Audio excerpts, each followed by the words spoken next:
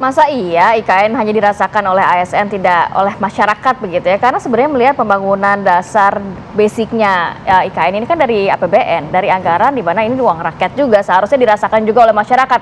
Kita akan mendalami mengenai hal ini dengan narasumber yang sudah hadir di studio. Di samping saya ada sudah Muhammad Abror, juru bicara Anies Mohaimin. Selamat pagi Mas Abror. Pagi, Mas. Kemudian juga ada Mas Michael Victor Siadipar, juru bicara TPN Ganjar Mahfud. Selamat pagi Mas Michael.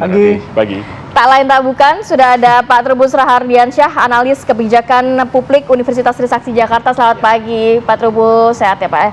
Kemudian juga bergabung bersama kami via Zoom sudah ada Mas Faldo Maldini, politisi PSI yang juga staf khusus Mensesnek. Selamat pagi Mas Faldo. Assalamualaikum warahmatullahi wabarakatuh. Oke, baik. Pertama saya mau ke Mas Abror dulu. Ini kritikan dari Anies ini nampaknya nggak sekali dua kali untuk IKN. Yang pertama dikatakan ini nanti akan menimbulkan ketimpangan. Yang kedua dikatakan ini hanya dirasakan oleh ASN saja.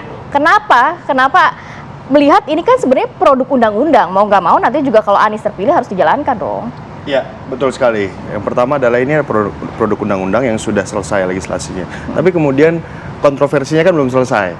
Ya, misalnya tentang yang disinggung Pak Anies belakangan adalah tentang bagaimana distribusi dari anggaran ini justru lebih banyak dinikmati oleh ASN. Ya, misalnya kita lihat bahwa dari realisasi hari ini itu yang dibangun adalah soal infrastruktur yang sifatnya support dari ASN yang ada, misalnya perumahan buat menteri dan juga staf-stafnya, itu satu.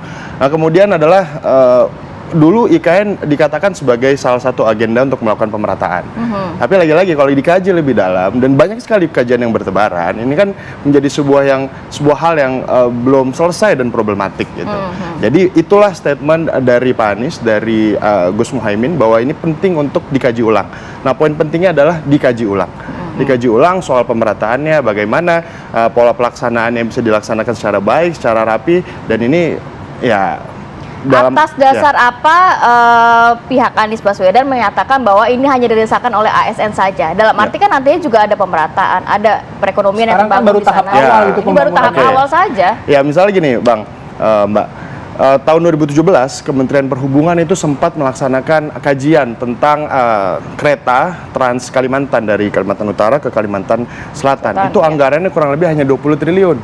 Hari ini tahun 2023 itu pemerintah melalui Kementerian Keuangan menganggarkan 20 triliun untuk membangun satu area saja. Jadi bandingkan bagaimana ketemu logika pemerataannya, yang satu membangun kurang lebih 2.400 kilometer transportasi publik gitu yang hari ini belum ada di Kalimantan, dibandingkan hanya membangun satu area yang saat ini belum bisa dirasakan oleh banyak orang, yang kajiannya mungkin belum selesai. Nah, lagi-lagi kembali lagi Timnas Amin melalui banyak statement dan juga Pak Amin dan Pak Anies dan Gus Muhaimin menyatakan ini perlu dikaji ulang. Oke, statementnya di situ perlu dikaji ulang, dan tadi dibandingkan dengan proyek dari Kalimantan Utara ke Kalimantan Selatan soal transportasi publik. Saya langsung minta tanggapan dari Bang Faldo. Bang Faldo. Ya, makasih Mbak. Jadi sebenarnya kan IKN itu juga memberikan dampak positif kepada kota-kota di sekitar. Karena di sana ada Balikpapan, ada Samarinda. Berdasarkan Undang-Undang Nomor 3 tahun 2022 itu, bahwa memang visinya itu locally integrated gitu loh. Jadi terintegrasi secara domestik, ya bahwa itu kita maknai sebagai super hub ekonomi, mengubah wajah perekonomian Indonesia lebih inklusif, melalui strategi 3 kota, IKN, Balikpapan, dan Samarinda. Nah, jadi kan memang kalau seandainya kita, inilah Pak Anies kadang-kadang sering banget melihat itu secuplik-secuplik gitu loh. Bagus sih kalau di pidato gitu loh. Tapi kan saya yakin lah Pak Anies pasti mengerti nih bahwa beliau mengerti bahwa membangun IKN ya pasti membangun fasilitas publiknya dulu gitu. Saya percaya sekali Pak Anies ini pasti tidak sangat Jawa sentris juga gitu. Ya, tapi mungkin karena kepentingan kampanye kali ya. Jadi ya mungkin ya itulah narasi yang sedang dicoba dikeluarkan oleh Bapak Anies Baswedan. Karena apabila kita melihat narasi beliau sebelumnya soal pemerataan antara pusat dan daerah, ini berbanding terbalik sama apa yang beliau coba utarakan terkait IKN ini. Tapi saya mengerti sekali, dan kritikannya ya wajar gitu. Kalau seandainya yang dilihat hari ini begitu, ya jangan sampai nanti ketika jadi IKN-nya lanjut lagi gitu. Kayak cerita-cerita dulu reklamasi dihentikan tapi tetap dilanjutkan karena Pulau G-nya sudah diketok nih gitu. Ya sayang sih masyarakat dibumbui, apalagi kalau seandainya kita melihat bagaimana beberapa statement enak di Jakarta pindah ke hutan, nggak gitu sih maksud saya yakin nggak gitu maksudnya, tapi mari kita lihat Indonesia ini secara lebih luas, bahwa ini tidak hanya Jawa sentris tapi juga Indonesia sentris, dan perlu dicatat ini UU-nya sudah ada, PKB, Nasdem juga oke di situ yang berada di koalisi Amin gitu. Kalau PKS saya sudah maklum, saya respect. Kalau PKS mah yang layak mengkritik IKN mungkin cuma PKS saya kira. Ya, dan memang begitu game PKS dari dulu gitu. Semoga PKS konsisten jadi oposisi, saya doakan gitu. Jadi tapi ya lagi-lagi ya. Itu kira-kira gitu dulu, Mas. Oke, Bang. Saya balik lagi dulu ke Mas Abror. Soal itu produk undang-undang gitu ya, tetap harus dijalankan. Nasdem dan juga PKB ada pada saat itu. Yang kedua ya jangan sampai kayak tadi reklamasi gitu. Reklamasi dibilang stop, tapi tetap jalan karena memang udah jalan gitu. Nah, apakah posisinya juga begini sama saat ini? Ya, pertama makasih Bang Faldo mengingatkan bagaimana reklamasi dikelola secara baik waktu itu oleh Pak Anies di Jakarta, dan itu menunjukkan bahwa beliau adalah pemimpin yang punya integritas, yang memegang janjinya. Janji kampanyenya adalah tentang bagaimana reklamasi harus dihentikan.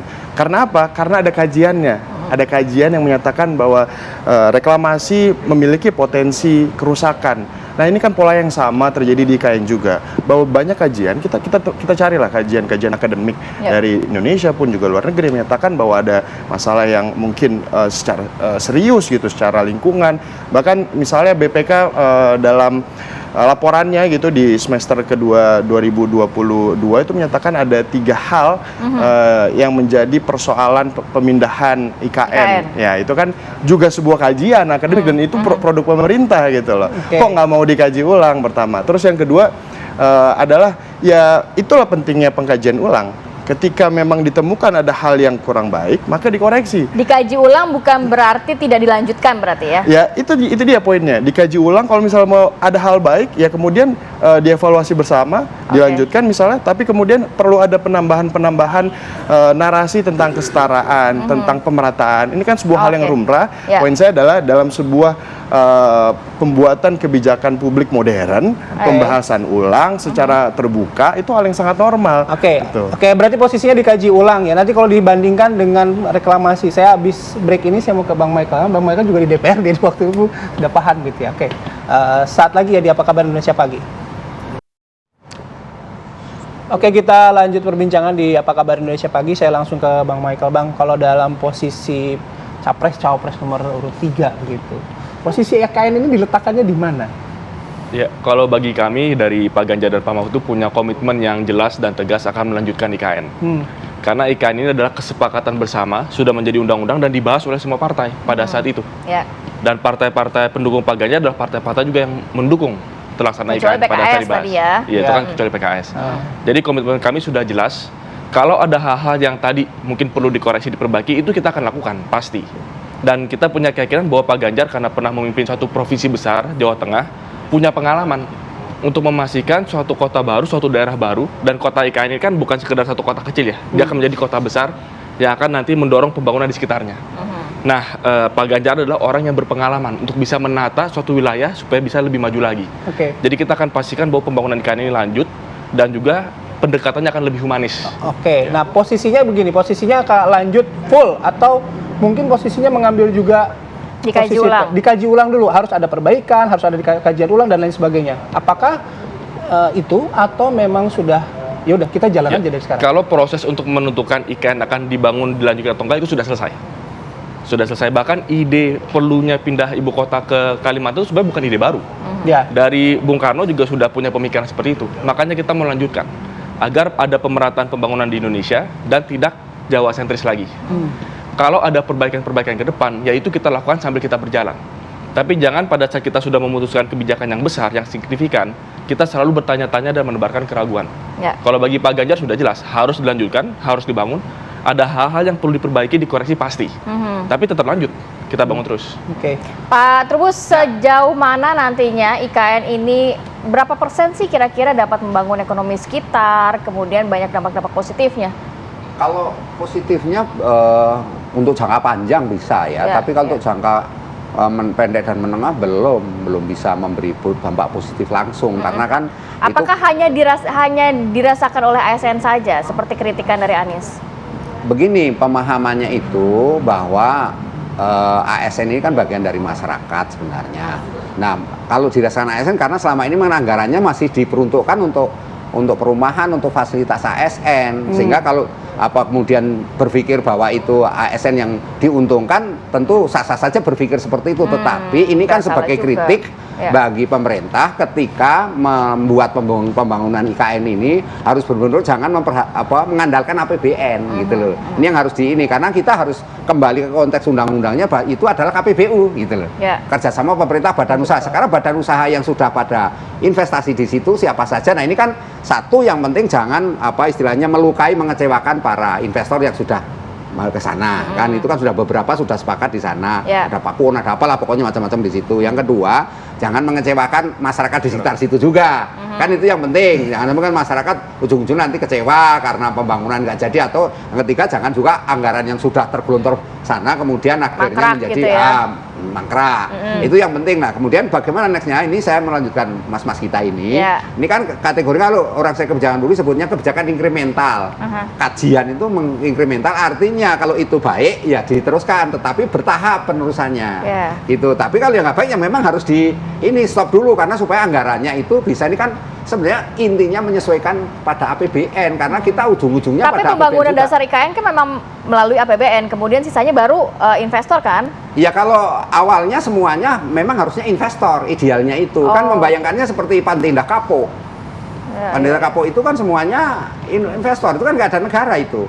Nah, jadi cuman sebagai stimulus karena ini sifatnya baru, nah menggunakanlah APBN. Tapi bukan berarti itu semuanya APBN. Nah, itu yang harus dicermati. Artinya ketika ini semua berpendapat, ini kajian, ini sementara tetap intinya kan dia nggak mau nyetop kan, tetap intinya kalau mau stop, nah ini kan urusannya jadi berbeda lagi karena undang-undang sudah mengamanatkan dan nomor 3. Nah, persoalannya kemudian bagaimana kebijakan terhadap pembangunan itu bisa berjalan istilah sempurna. Ini kan persoalannya pemerintahnya terlalu larinya ke APBN semua, jadi semua anggarannya laporan sampai sekarang katakanlah 63% ya sudah katanya sudah siap ready. Tapi kan persoalannya itu Pak, konteksnya yang mana kan gitu, jadi publik juga belum paham. Ketika itu kemudian pemerintah belum menjelaskan secara clear sebenarnya bagaimana pembangunan IKN itu sendiri, sehingga muncul polemik-polemik seperti itu. Dan masyarakat di sana juga, masyarakat lokalnya masih banyak yang sebagian, hasil saya wawancara juga ada yang ini. Kalau itu tadi bicara soal anggaran ya Pak Trubus, itu anggaran karena kan sekarang memang didorong oleh APBN dulu, ada KPBU. Tapi kalau saya tarik lagi ke belakang soal ketimpangan yang pertama dilontarkan pada saat itu oleh pasangan Anies sama Caimin. Kalau ketimpangan kita bicara pasti jangka panjang gitu. Nah, kita ukuran ketimpangan gimana? Ukuran ketimpangan tentu itu pada persoalan ini penghasilan kan, atau pendapatannya masyarakat lah ketimpangannya. Artinya di situ nanti masyarakat yang pendatang otomatis dianggap dimakmurkan, pembayangan seperti Jakarta. Masyarakat lokalnya nanti akhirnya tersingkir, itu kan ketimpangan, muncullah orang kaya sama miskin yang istilahnya gapnya terlalu tinggi. Itu sebenarnya maksudnya seperti itu. Nah, sekarang tugas pemerintah nanti, pemimpin nanti adalah bagaimana itu supaya tidak terjadi kan gitu. Artinya kalaupun ada minim lah, nggak jangan terlalu yang jomplang sekali, karena jomplang sekali. Nah, itulah kemudian kekhawatirannya nanti munculnya resistensi masyarakat kan, munculnya jadi perlawanan-perlawanan, nah yang kemudian munculnya konflik. Ini kan yang harus dihindari sebenarnya, intinya itu. Jadi ketimpangan itu memang harus juga diperhatikan bahwa jangan sampai pembangunan sifatnya elitis itu, kebijakan ini kan elitis sebenarnya ya, elit semuanya. Tetapi ini bagaimana kemudian nanti bisa istilahnya meluber lah ke lingkungan masyarakat sekitarnya, itu yang penting. Tapi secara rasional hitung-hitungannya Pak Trubus begitu.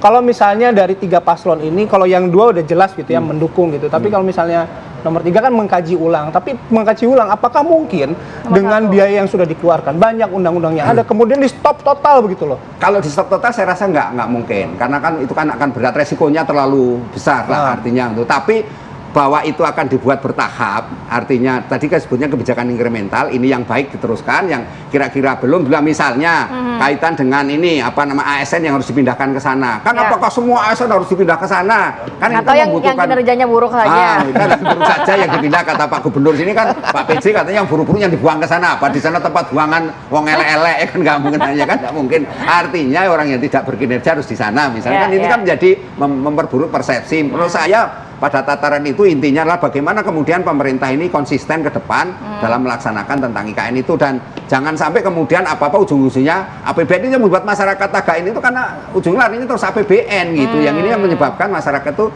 kenapa kita nggak bisa berinovasi yang lebih baik lagi. Jangan semuanya mengandalkan pada APBN. Mas Faldo, ada beberapa poin dari pengamat tata kota yang juga harus menjadi pertimbangan pastinya nantinya kalau IKN terus dijalankan. Tanggapan Mas Faldo? Iya, saya terkait investment di IKN ya, memang sudah ada beberapa perusahaan yang menyatakan ketertarikan untuk berinvestasi. Setidaknya ada 305 LOI yang ingin berpartisipasi dalam pembangunan IKN itu. Memang dari 305 itu 172 itu investor dari Indonesia. Ya, tapi kan kami kira nggak masalah gitu, karena investor dalam negeri dulu, nanti diikuti oleh investor luar negeri, nanti kebanyakan investor luar negeri bilang lagi, oh ini proyek asing gitu kan. Ya kan, belok-beloknya kan ke sana tuh biasanya tuh, kalau Pak Anies ini jagonya di situlah. Dan dari dulu kan kita juga gitu, dari kita dulu, nanti yang lain ikut. Tapi kalau bicara tadi soal evaluasi ya, soal evaluasi itu pasti pemerintah hari ini juga mengevaluasi gitu terkait bagaimana progres IKN hari ini gitu. Jadi ya saya melihat ini sebagai sebuah evaluasi aja dong, berarti tanpa membatalkan pemindahan ibu kota. Dan saya kira itu perlu di-clearkan gitu di antara narasi dan diskursus di publik, karena kita bicara ketimpangan, udah dibuatlah IKN sebagai sebuah solusi untuk keluar dari Jawa sentris jadi Indonesia sentris. Ini tujuannya baik sebenarnya gitu, dan saya yakin Pak Anies juga tujuannya baik untuk Republik ini gitu. Tapi ya jangan sampai gara-gara mencari suara karena pemilu dibelok-belok sedikit gitu. Karena kan kalau ketimpangan jangan kita lihat dari Kalimantan aja gitu. Kita bayangkan juga dari IKN nanti berkembang, pembangunan di Kalimantan tumbuh gitu, sama seperti di Jawa, dan itu akan merambat ke daerah-daerah lain di Indonesia gitu. Dan tujuannya kan juga menurunkan ketimpangan kan dari awal IKN itu hadir. Kenapa malah IKN dianggap malah ada ketimpangan lagi gitu. Memang sih saya memahami bahwa mungkin dalam konteks ini secara elektoral perlu soundbite disampaikan oleh Pak Anies yang menarik perhatian agar diskursus menjadi hangat. Tapi ya udahlah. Saya percaya Pak Anies ya kalau mengkaji doang mah kita udah dari dulu mengkaji soal baik, IKN. Mas Faldo, poinnya sudah kita tangkap Mas Faldo. Nanti coba mendengarkan tanggapan dari Mas Abro seperti apa. Ini jangan karena mau menggait hati suara pemilih jadi IKN menjadi salah satu strategi politik dari tim Anies. Nanti kita akan bahas lagi ya di segmen berikutnya, tetap bersama kami. Oke, kita lanjut ke perbincangan. Saya mau ke Mas Abror. Kalau melihat tadi juga dikatakan Mas Faldo, ini jangan sampai hanya menggait suara pemilih sehingga melakukan strateginya seperti itu. Tapi ada juga kritikan dari salah satu menteri yang mengatakan bahwa capres yang tidak mau melanjutkan IKN ini nampaknya tidak mau ada kemajuan di Indonesia Timur, dan karena pernyataan capres itu mengkritisi IKN, akhirnya banyak investor yang mundur. Padahal dalam pembangunan IKN dibutuhkan investor. Oke, pertama terima kasih Bang Faldo sudah diingatkan bahwa kita harus berpolitik berbasis ide dan gagasan, bukan dengan gimmick. Sekaligus saya pengen nanya semua hadirin pemirsa, kira-kira yang hari ini pasangan mana, pasangan capres-cawapres mana yang isinya full gimmick? Saya pengen nanya gitu ya. Nanti Mas Faldo boleh kita kasih kesempatan untuk menjawab. Boleh. Lanjut dulu. Tapi saya tadi mau masuk tentang Oke, saya mau masuk tadi melanjutkan dari yang disampaikan Pak Trubus. Jangan sampai proses IKN ini melukai hati investor, melukai hati masyarakat sekitar. Yang ingin saya tambahkan adalah bahwa IKN ini jangan sampai melukai hati 270 juta masyarakat Indonesia melalui proses yang mungkin kurang benar gitu. Nah, perihal tadi bagaimana Menteri mengatakan bahwa hanya dengan statement itu dapat menarik investor untuk mundur. berinvestasi di IKN. Nah, pertanyaannya, bukankah investor itu melakukan investasi melalui kajian yang visible, melalui kajian teknokrat yang kelihatan untung ruginya, kepastiannya. Masanya dengan satu statement kritik di ruang demokrasi ini ada investor mundur, artinya kan mereka mundur bukan karena mereka melihat tidak visible juga. Iya, yang maksud saya adalah artinya yang jadi problem bukan masalah statementnya, tapi ada sesuatu hal yang mungkin belum selesai, kurang visible gitu. Yeah. Nah, ini kan ruang demokrasi, sah-sah aja, ini kan kebijakan publik. Ini kan menyangkut hidup orang banyak. Jadi mari kita bahas secara serius, melalui kajian akademik yang jelas gitu. Sekaligus tadi saya mau nambahkan, Bang Michael menyatakan bahwa IKN ini idenya sudah cukup lama gitu ya. Tapi perencanaan yang seperti ini kan baru saja. Sampai hari ini kita belum tahu, belum pernah ngelihat apa urgensi Indonesia membangun IKN dengan format seperti ini, sebesar ini kan kita belum tahu. Nah, idenya memang sudah lama, tapi kemudian pelaksanaan format seperti ini kan ya baru belakangan. Nah, ini yang pengen dikaji ulang. Oke, Bang Michael langsung saja. Ya, pertama kita ini di Indonesia harus punya kebiasaan di dalam dunia politik pemerintahannya, elit politiknya khususnya, bahwa kalau ada proses pembangunan itu jangan kemudian berganti pemimpin, berganti kebijakan. Artinya kalau sudah ada hal yang sudah dijalankan, sudah disepakati, ya itu harus ada komitmen untuk dilanjutkan. Kenapa tadi investor bisa aja punya kekhawatiran? Karena memang dunia usaha itu perlu kepastian hukum. Ya. Kalau pemerintah berganti-ganti kemudian kebijakan berganti-ganti, ya dunia usaha tadi kan kita butuh keterlibatan. Membangun confidence itu perlu waktu. Makanya kenapa pemerintah masuk duluan? Karena memang peran pemerintah untuk merintis. Proyek sebesar IKN, ide sebesar IKN tidak mungkin dimulai dari swasta, harus pemerintah masuk. Tapi ke depan kita butuh bantuan dari swasta, iya. Kerjasama dengan swasta itu kan rohnya di undang-undang yang sudah kita punya itu, begitu. Tapi untuk roh itu bisa menjadi punya wujud, dilaksanakan bersama, perlu bangun trust. Dan itu proses yang tidak mudah, kita harus hargai prosesnya. Nah, itu kenapa penting bagi kami untuk selalu menekankan suatu pembangunan yang sudah baik, itu harus kita lanjutkan. Perbaikan-perbaikan kita jalankan sambil kita berjalan. Nah, ini contoh yang dilakukan Pak Jokowi bukan cuma bicara soal IKN. Waktu Pak Jokowi masuk ke Jakarta 2012, saya ingat betul, proyek MRT sudah digagas berpuluh-puluh tahun, 30 tahun kalau nggak salah, ada rencananya. Tapi begitu beliau jadi gubernur Jakarta, langsung diwujudkan, begitu. Ide IKN saya rasa juga sama. Idenya sudah puluhan tahun dari zaman presiden pertama bahkan. Berarti political will ya di situ ya? Ada political will yang kuat di situ maksudnya? Betul, perlu political will untuk bisa mewujudkan satu ide. Perencanaan itu ya pasti perlu ada perencanaan awal yang baik. Tapi sebanyak hal itu sambil berjalan. Waktu bangun MRT di Jakarta juga begitu. Banyak pembangunan yang dilakukan oleh pemimpin-pemimpin kita harus seperti itu, gitu. Nah, ini yang Pak Ganjar akan lakukan. Karena kita sadar ada komitmen di awal, ada proses yang kita hargai, ada kepercayaan yang harus kita bangun. Nah, sekarang pertanyaannya adalah capres mana yang akan bisa mewujudkan komitmen itu. Dan kami yakin bahwa Pak Ganjar punya pengalaman di Jawa Tengah untuk mengurus suatu wilayah yang besar. Ini pengalaman yang akan bisa mewujudkan IKN yang adil, bisa bermanfaat bagi masyarakat, bukan hanya untuk aparat, dan juga punya suatu terobosan baru, kota IKN sebagai kota modern, digital, dan juga kota green. Dengan pembangunan sampai saat ini, apa yang Anda sampaikan tadi kan Pak Ganjar posisinya adalah melanjutkan, tapi kan pasti punya catatan-catatan juga gitu, ada evaluasi-evaluasi juga gitu. Nah, penekanannya pada yang mana soal evaluasi pembangunan IKN itu? Ya, Pak Ganjar kebetulan lagi ada di Balikpapan. Dan memang ada rencana, ini saya belum update lagi ya jadwal beliau, tapi ada ide untuk berkunjung ke IKN juga gitu. Untuk bisa melihat langsung progresnya sudah sampai mana. Jadi hal-hal seperti ini kenapa dilakukan oleh Pak Ganjar? Kenapa? Karena memang harus lihat langsung apa yang sedang dibangun, kekurangannya apa. Sudah sejauh mana. Kita nggak bisa sekedar menerka-nerka dari jauh, berdialektika dari jauh, tapi memang harus lihat kondisi di lapangan.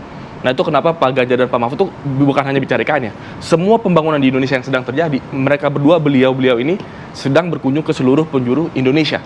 Jadi kita memanfaatkan masa kampanye ini juga untuk langsung menyerap aspirasi, melihat langsung, dengar langsung dari rakyat di lapangannya, dari pekerja di lapangannya. Nah, itu rencana yang akan kita lakukan untuk bisa tahu titik-titik mana yang harus kita perbaiki supaya pembangunan bisa lebih. Kalau itu soal pembangunan IKN, tapi sedikit tadi ketika soal gimmick ya, saya harus tanya ke Bang Faldo nih tadi, saya udah disampaikan oleh Bang Abror gitu. Nah, apakah ini juga benar kata Bang Faldo? Jangan-jangan ini hanya sekedar gimmick untuk menarik perhatian pemilih itu. Dijawab tadi sudah sama Bang Abror. Langsung ke Bang Faldo. Bang Faldo. Ya, kayak saya kira kalau gimmick ya Pak Anies lagi bikin gimmick gini. Oh, IKN kita stop dulu. Habis itu kita selepet sarung sedikit gitu kan. Ya kalau bicara gimmick Mas, semuanya gimmick Mas Bayu, Mbak Titin, maksudnya memang semuanya gimmick, ada gimmicknya. Tapi kan lagi-lagi dalam hal ini kita bisa melihat bicara soal policy, bicara soal kebijakan, ya kita soal arah bangsa, levelnya presiden loh, capres loh ini ya nggak bisa main-main gitu. Kita udah tahu undang-undangnya sudah diketok, ada koalisinya yang juga ngetok di dalam sana, PKB sama Nasdem. Kita bernegara kan nggak bisa sembarangan gitu. Kalau seandainya undang-undangnya sudah ada, memang ada proses untuk mengkaji. Kalau saya memang Pak puluh tahun dari Bung Karno kata Bro Mike tadi digagalkan gitu oleh Pak Anies Baswedan. Revolusioner sih memang koalisi perubahan ini dalam hal ini gitu. Jadi maksud saya koalisi perubahan ini benar-benar berubah ini republik ini nih nanti ini gitu loh. Wah, dan kita masih seumuran kok, nggak apa-apa, udah santai aja. Maksud saya benar-benar berubah gitu. Koalisi perubahan Indonesia ini berubah total lah gitu. IKN-nya sudah jalan, gagasan puluhan tahun dibelokin. Kemungkinan nanti semuanya gitulah. Hebatlah koalisi perubahan, top. Mungkin itu gimmicknya kali dari koalisi perubahan itu. Jangan-jangan gimmicknya itu adalah perubahan itu sendiri, Mas atau Mbak, gitu loh. Oke, thank you Bang Faldo. Tapi kita nggak ada waktu lagi buat nanya konfirmasi. Ya, singkat saja. Tadi bicara tentang melanjutkan apa yang sudah baik gitu ya. Ya. Dan dibahas tadi sama Bang Michael Singkat adalah saja, soal Mas. MRT. Nah, sekarang kita lihat MRT di Jakarta di era pembangunan Pak Anies dilanjutkan dan diperbaiki dan diintegrasikan dengan transportasi. Ya, artinya kan memang semangatnya dari dulu Betul. ada, tapi tiap pemimpin artinya punya konsep yang sama, punya semangat yang sama, dan sekarang jadi. Itu juga yang kita harapkan di IKN, betul kan? Dan sekarang artinya pemimpin yang punya rekam jejak melanjutkan dan bahkan menambahkan secara real kita lihat adalah Anies Baswedan. Oke, terakhir Pak Trubus singkat saja. Enggak diubah itu bro, diubah tuh gagasannya diubah. Oke. Silakan Pak singkat saja. Ya. Kalau saya sih intinya gini ya, mohon konsisten gitu ya, konsisten dalam arti kita selalu memang kita ingat ya, ketika Pak SBY dulu ada rencana membangun jembatan Selat Sunda. Oleh Pak Jokowi nggak dilanjutkan. Hambalang akhirnya jadi mangkrak seperti itu. Kan itu kan sesuatu yang harusnya dilanjutkan. Nah kalau misalnya nanti pemimpinnya tidak melanjutkan sesuatu yang sudah ada, ini kan jadi berbahaya, rugi juga masyarakat yang kena anggaran APBN juga yang ini. Tapi saya percaya bahwa apa yang disampaikan tim dari Amin ini juga merencanakannya sesuatu yang sifatnya bertahap sebenarnya, arahnya ke sana. Tidak berarti stop. Karena kalau stop betul yang Hambalang sama jembatan Selat Sunda akhirnya juga nggak berhasil apa-apa kan gitu. Nah, kita juga yang rugi ya Pak. Yang rugi kita juga kan, APBN sudah mengalir ke sana berapa yang kedua. Kalau misalnya terlalu dilanjutkan terus seperti ini kan lanjut tanpa ada ini. Ini juga harus dilihat dulu, ini kalau lanjut terus anggarannya ujung-ujungnya APBN semua yang di ini tanpa ada upaya untuk ada investasinya percuma saja kan gitu. Ya, baik. Terima kasih banyak Pak Trubus. Sama-sama ya. Terima kasih Mas Michael, Mas Abror dan juga Mas Bang Faldo, terima kasih sudah bergabung bersama kami pagi hari ini. Terima kasih. Kami jeda, nanti kami kembali dengan informasi terbaru dari Gaza, Palestina sesaat lagi.